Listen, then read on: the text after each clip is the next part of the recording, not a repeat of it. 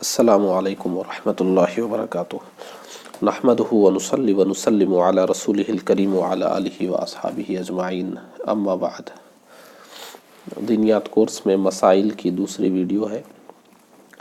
بہار شریعت کا دوسرا حصہ پڑھایا جا رہا ہے۔ یہ دوسرا حصہ طہارت کے مکمل مسائل پر مشتمل ہے۔ اس میں وضو، غسل، تیمم، پانی کے پاک اور ناپاک ہونے کی صورتیں، کپڑے کو کس طرح پاک کیا جاتا ہے، کیسے کپڑا ناپاک ہوتا ہے، ناپاک چیزیں کیا کیا ہے، نجس چیزیں، یہ سب طہارت کے متعلق سب کچھ اس میں آ جائے گا۔ یہ پورا حصہ طہارت کے متعلق ہے۔ اس کے بعد جو حصہ ہے وہ مکمل نماز کے متعلق ہے۔ تو دوسرا حصہ جب آپ پڑھ لیں گے تو طہارت کے تمام مسائل آپ کو معلوم ہو جائیں گے۔ بسم اللہ الرحمن الرحیم۔ وضو کے بیان میں پہلے آیت کریمہ تھی، پھر احادیث شریفہ ہیں۔ آیت کریمہ بھی ہو چکی اور 15 حدیثیں بھی الحمدللہ ہو چکی تھی۔ اب یہ 16ویں حدیث ہے۔ بسم اللہ الرحمن الرحیم۔ صحیح مسلم میں عائشہ رضی اللہ تعالی عنہا سے مروی کہ حضور صلی اللہ تعالی علیہ وسلم باہر سے جب گھر میں تشریف لاتے تو سب سے پہلا کام مسواک کرنا ہوتا۔ مسواک صرف وضو کے اندر ہی ہونا ضروری نہیں ہے، بلکہ وضو کے علاوہ بھی مسواک ہو سکتی ہے۔ حدیث نمبر 17 دیکھیں۔ امام احمد ابن عمر رضی اللہ تعالی عنہما سے راوی، یعنی جو امام احمد ابن حنبل رحمۃ اللہ تعالی علیہ، انہوں نے اپنی کتاب میں یہ حدیث جو آگے کی نقل فرمائی ہے، اس حدیث کو حضور سے سننے والے جو صحابی ہیں وہ حضرت عبداللہ ابن عمر رضی اللہ عنہما ہیں۔ تو امام احمد، یہ ان کی کتاب مسند امام احمد ابن حنبل ہے، تو اس کتاب کو مسند امام احمد کہتے ہیں، اور کبھی کبھی ایسے بھی کہہ دیتے ہیں امام احمد نے روایت کی۔ اس کا مطلب امام احمد نے مسند امام احمد میں ہی اس کو نقل کیا ہے۔ امام احمد ابن عمر رضی اللہ تعالیٰ عنہما سے راوی کہ رسول اللہ صلی اللہ تعالیٰ علیہ وسلم نے فرمایا کہ مسواک کا التزام رکھو، یعنی پابندی سے مسواک کرو، کہ وہ سبب ہے منہ کی صفائی، یعنی منہ کی صفائی بھی اس سے ہوتی ہے، اور رب تبارک و تعالیٰ کی رضا کا، یعنی رب تبارک و تعالیٰ کی رضامندی کا بھی سبب ہے۔ تو یہ بہت بڑی بشارت ہوئی۔ تو اس میں ظاہری فائدہ بھی ہے اور باطنی فائدہ بھی ہے۔ ظاہری فائدہ یہ کہ منہ کی صفائی ہو جائے گی، اور باطنی یہ ہے کہ اللہ کی رضامندی اس سے حاصل ہوگی۔ یہ عمل اللہ تبارک و تعالیٰ کو بہت پسند ہے۔ حدیث نمبر 18 دیکھیں۔ ابو نعیم جابر رضی اللہ تعالیٰ عنہ سے راوی، رسول اللہ صلی اللہ تعالیٰ علیہ وسلم نے فرمایا، 2 رکعتیں جو مسواک کر کے پڑھی جائیں افضل ہیں بے مسواک کی 70 رکعتوں سے۔ تو دیکھیے مسواک کی وجہ سے نمازوں میں کس طرح افضلیت آ گئی۔ تو مسواک بہت چھوٹا سا عمل ہے، یعنی جس میں محنت بہت کم لگتی ہے، لیکن مسواک کرنے کے بعد جو 2 رکعت پڑھی گئی ہیں وہ 70 رکعتوں سے زیادہ افضل قرار دی جا رہی ہیں، یعنی محنت کم ہے، ثواب بہت زیادہ ہے۔ حدیث نمبر 19 دیکھیں۔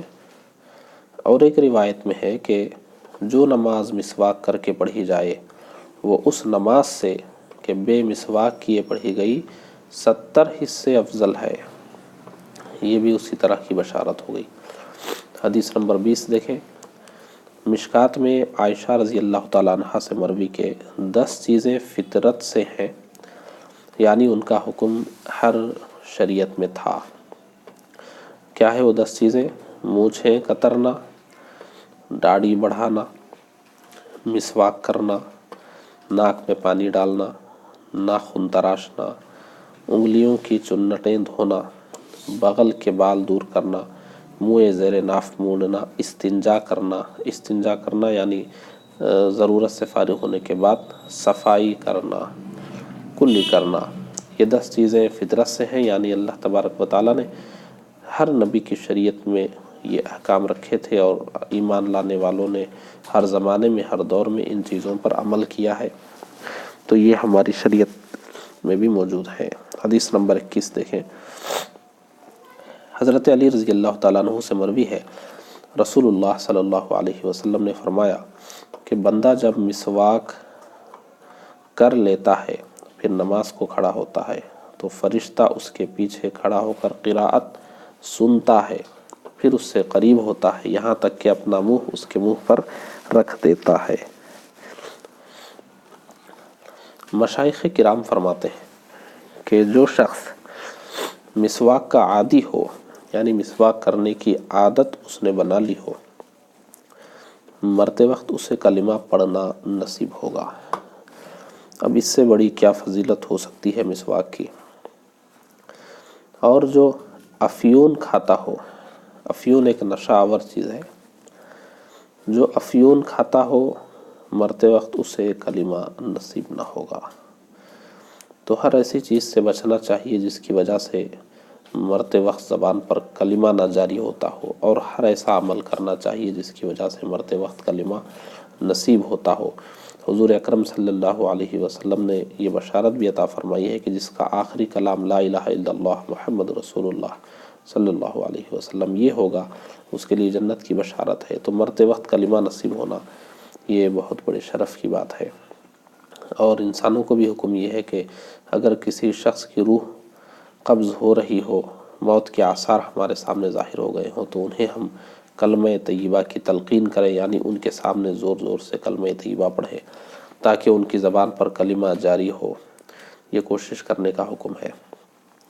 آیت کریمہ بیان ہوئی، اب یہاں پر حدیثیں بھی بیان ہو چکی۔ اب صدر الشریعہ اپنے طریقے کے مطابق آیات اور احادیث بیان کرنے کے بعد احکام فقہی بیان کرتے ہیں۔ باہر شریعت پڑھنے کا طریقہ آپ سمجھ لیجئے، آیت کا ترجمہ آپ پڑھیں گے، حدیثیں آپ پڑھیں گے، لیکن جو مسائل ہیں آیتوں اور حدیثوں سے فقہا نے اس کو نکال کر واضح فرما دیا ہے، اور ہر عام مسلمان میں اتنی صلاحیت نہیں ہوتی کہ وہ حدیث سے مسئلہ نکال سکے، کیونکہ عام مسلمان کے سامنے ایک حدیث ہوتی ہے، لیکن اس موضوع کے بارے میں، اس چیز کے بارے میں جو اور بھی سینکڑوں حدیثیں جو کئی کتابوں میں ہیں، پھر اس میں جو علمی انداز کی صلاحیت ہے وہ عام مسلمان کے پاس نہیں ہوتی، اور بس ایک حدیث دیکھ کر اس پر عمل نہیں کیا جاتا۔ عمل کرنے کا طریقہ یہ ہے کہ آپ مسواک کے بارے میں اگر کوئی حدیث پڑھ رہے ہیں اور اس سے کوئی مسئلہ نکل رہا ہو، تو مسواک کے بارے میں جتنی حدیثیں ہیں ان سب کو سامنے رکھ کر اور ان سے شریعت کا منشا اور مقصد اور مرضی سمجھ کر اللہ رسول کی اس میں کیا مرضی ہے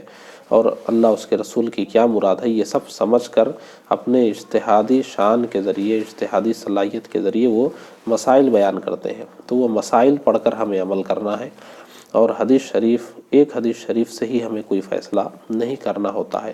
تو آپ جب باہر شریعت میں حدیثیں پڑھیں تو وہیں پر اپنے ذہن میں سوالات نہ ڈالیں کہ یہ حدیث میں ایسا ہے، ایسا کر سکتے ہیں یا نہیں کر سکتے ہیں، اس حدیث میں ایسا کہا گیا ہے پھر کیسے ہوگا، یہ سب سوالات کو ذہن میں رکھیے۔ حدیثوں کے بعد صدر الشریعہ جب فقہی مسائل بیان کرتے ہیں تو وہاں سب فیصلہ ہو جاتا ہے کہ کیا کر سکتے ہیں کیا نہیں کر سکتے ہیں، وہ انہی حدیثوں سے نکالا جاتا ہے۔ اس لیے حدیثیں پڑھتے وقت بہت سوالات آپ کے ذہن میں آئیں گے، ان کے جوابات آگے خود صدر الشریعہ نے یہاں لکھ دیے ہیں احکام فقہیہ میں، وہاں پہنچ کر آپ کو اطمینان ہو جائے گا۔ وہیں پر سوچتے ہوئے مت اٹک جائیے، آگے بڑھیے، صدر الشریعہ خود آپ کی رہنمائی فرماتے ہیں۔ اب احکام فقہی آپ دیکھ لیں۔ وضو کے یہاں سے مسائل شروع ہو رہے ہیں۔ سب سے پہلے یہاں دیکھیے کیا بات ہو رہی، وہ آیہ کریمہ جو اوپر لکھی گئی، جو اوپر سورہ مائدہ شریف کی آیت گزری، اس سے یہ ثابت کہ وضو میں 4 فرض ہیں، 4 فرض ہیں۔ اب دیکھیے فرض کیا ہوتا ہے، فرض کی تعریف کیا ہے، واجب کی کیا تعریف کیا ہے، وہ میں اگلے سبق میں آپ کو سمجھاؤں گا، اگلا سبق اسی پر ہوگا۔ اب یہاں وضو کے فرائض سمجھ لیجئے۔ میں نے پہلے ہی اس کو اس لیے نہیں سمجھایا کہ آپ لوگوں کو مشکل محسوس ہوتی اور آپ پہلے سبق کو ہی اتنا مشکل جان لیتے تو آگے کے آسان اسباق تک آپ نہیں جاتے۔ تو یہ 1-2 سبق آسان ہونے کے بعد ذرا سا مشکل سبق میں نے رکھا ہے، اس کو سمجھنے کی کوشش آپ کریں۔ تو دیکھیے 4 فرض ہیں۔ پہلا فرض کیا ہے، منہ دھونا۔ دوسرا فرض ہے کہنیوں سمیت دونوں ہاتھوں کا دھونا، اور نمبر 3 ہے سر کا مسح کرنا، اور نمبر 4 ہے ٹخنوں سمیت دونوں پاؤں کا دھونا۔ اب دیکھیے یہاں پر یہ 4 فرائض مکمل ہو گئے۔ قرآن مجید کی آیت کریمہ میں بھی یہی 4 چیزیں بیان ہوئی ہیں، یہ 4 فرض ہیں، ان میں سے کوئی ایک بھی اگر چھوٹ جائے گا وضو نہیں ہوگا۔ وضو کے فرائض آئیں گے، وضو کی سنتیں بھی آئیں گی، مستحبات، مکروہات، نواقض وضو سب آئیں گے۔ اب یہاں فرائض پر صدر الشریعہ کلام فرمائیں گے۔ ایک بات اور دیکھ لیجئے، یہاں پر یہ بتا رہے ہیں کہ دھونے کا مطلب کیا ہے۔ دھونے کا مطلب کیا ہوتا ہے اس کو سمجھ لیجئے، اگلے سبق میں پھر اس کو سمجھاؤں گا۔ دھونے کا مطلب کسی عضو کے دھونے کے یہ معنی ہے کہ اس عضو کے ہر حصے پر کم سے کم 2 بوند پانی بہہ جائے، یعنی ہر حصے پر 2 بوند بہے گا تو بہت سارا پانی ہو جائے گا، یعنی آپ پانی ڈالیں چہرے پر تو چہرے کے ہر حصے پر کم از کم 2 بوند پانی تو وہاں سے بہہ جائے۔ 2 بوند سے زیادہ بھی بہے تو بھی دھونا ہی ہے، لیکن کم سے کم اتنا تو ہونا چاہیے۔ اب آپ اپنے دونوں ہاتھوں میں چلو میں پانی لیں گے اور چہرے پر پھیلا کر آپ ڈالیں گے تو چہرے کے ہر حصے پر کم سے کم 2 بوند تو گزر ہی جائے گی۔ تو دھونے کی تعریف کیا ہے، کب ہم دھونا کہیں گے، اب کب ہم کہیں گے کہ نہیں دھویا گیا، تو اس کی تعریف یہی ہے کہ ہمارے جسم کے جس حصے پر بھی 2 بوند پانی اگر بہہ گیا تو وہ حصہ دھل گیا، یوں آپ سمجھ لیں۔ تو یہ دھونے کی تعریف ہے۔ اور آگے مسح کی بھی تعریف آئے گی۔ تر ہاتھ یعنی کچا ہاتھ کسی عضو پر پھیرنے کو مسح کہتے ہیں۔ مسح میں پانی نہیں بہتا ہے عضو پر، صرف کچا ہاتھ اس پر سے گزرتا ہے۔ اب اس کو دھونا نہیں کہیں گے، مسح کہیں گے، اور اس کو دھونا کہیں گے کہ 2 بوند پانی کم از کم بہ جائے۔ تو اب ایسا تو نہیں ہوتا کہ آپ 2 بوند لے کر بہا لیتے ہو، یہاں بات سمجھیے ہر حصے پر 2 بوند۔ اب چہرے کے ہر حصے پر 2 بوند بہنے کے لیے آپ کا وہ ہاتھ کا چلو بھر پانی کافی ہوگا، وہ چہرے پر آپ پھیلا کر ڈالیں گے تو چہرے کے ہر حصے پر 2 بوند تو بہ ہی جائیں گے۔ تو کسی عضو کے دھونے کے یہ معنی ہے کہ اس عضو کے ہر حصے پر کم سے کم 2 بوند پانی بہ جائے۔ بھیگ جانا یعنی بس بھیگ گیا، وہ تو 1 بوند میں بھی بھیگ جائے گا، اس سے بھی کم میں بھی بھیگ جائے گا۔ بھیگ جانے کو دھونا نہیں کہتے، 2 بوند کم از کم بہنا چاہیے۔ بھیگ جانے یا تیل کی طرح پانی چپڑ لینے یا 1 آدھ بوند بہ جانے کو دھونا نہیں کہیں گے۔ ہاتھ کو کچا کریں اور ہاتھ پر پھیر لیں، اس کو دھونا نہیں کہتے۔ جیسے تیل ہم جسم پر لگا لیتے ہیں، پانی اس طرح لگا لیں، اس کو بھی دھونا نہیں کہیں گے۔ تو جیسے کبھی کبھی ہم کرتے ہیں کہ ہاتھ بھگو لیتے ہیں، پانی وغیرہ جھٹک دیتے ہیں، بس چہرے پہ پھیر لیتے ہیں، تو اس کو دھونا نہیں کہیں گے۔ یہ پانی چپڑ لینا ہے، دھونا نہیں ہے، تو اس کو دھونا نہیں کہیں گے۔ نہ اس سے وضو یا غسل ادا ہو، یعنی اس سے وضو اور غسل بھی نہیں ہوگا، اور اس کو دھونا بھی نہیں کہتے ہیں کہ وضو غسل دھونے کا نام ہے، یہ دھونا نہیں ہے۔ تو اس کا خیال رکھیں، یہ دھونے کی تعریف ہے۔ دھونے کا مطلب ہر حصے پر کم از کم 2 بوند پانی بہ جائے۔ آگے سبق میں پھر اس فائدے سے ہم پڑھائیں گے، اور درمیان میں اصطلاحات کا سبق ہوگا، یعنی فرض کیا ہوتا ہے، واجب کیا ہوتا ہے، اس کی تعریفات ہم آپ کو سمجھائیں گے۔ السلام علیکم ورحمۃ اللہ وبرکاتہ۔